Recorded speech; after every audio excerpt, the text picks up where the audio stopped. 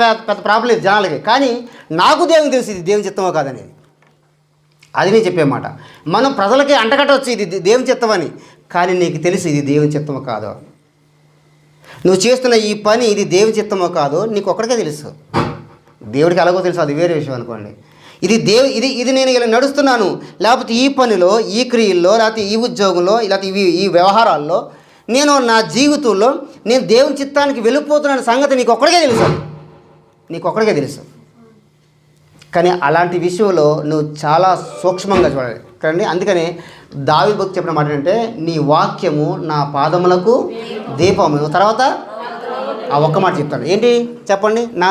నా దీపం అని చెప్పండి. ల్యాంప్ కదండి, ల్యాంప్ అన్నాడు. ల్యాంప్ అంటే మనకు చిమిని ఉన్న దీపం కదా, అప్పుడు వాడిన భాషలో వాడాడనమాట. నా త్రోవకు వెలుగు అని. మరి చెప్పండి ఆ మాట, నా త్రోవకు దీపము, నా త్రోవకు వెలుగు. మళ్ళీ చెప్పండి ఒక మాట, నీ వాక్యము నా పాదములకు. అయిపోయింది ఈ మాట అదండి. నీ వాక్యము నా పాదములకు దీపము.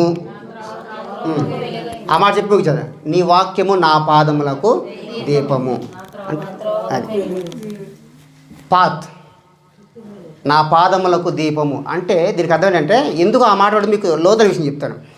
చిమ్నీ కదా, అది ఉంటుంది కదా దీపం ఎంతవరకు కనబడుతుంది చెప్పండి. అయిపోయింది ఆ మాట చెప్పుకోలేదు. దీపం ఎంతవరకు కనబడుతుంది అండి?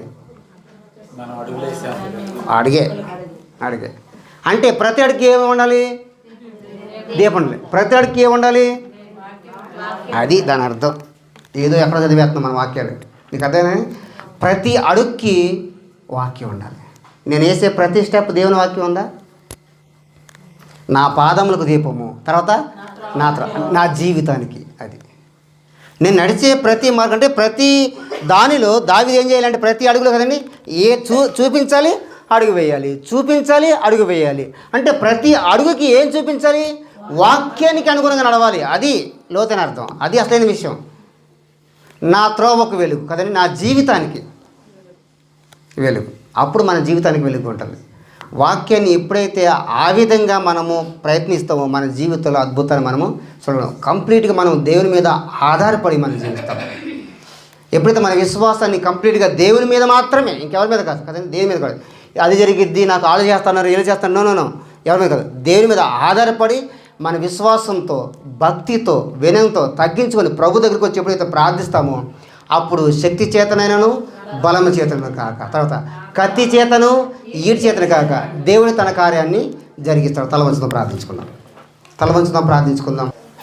ప్రతి మార్గాన్ని వాక్యాన్ని చూసుకుంటున్నావా?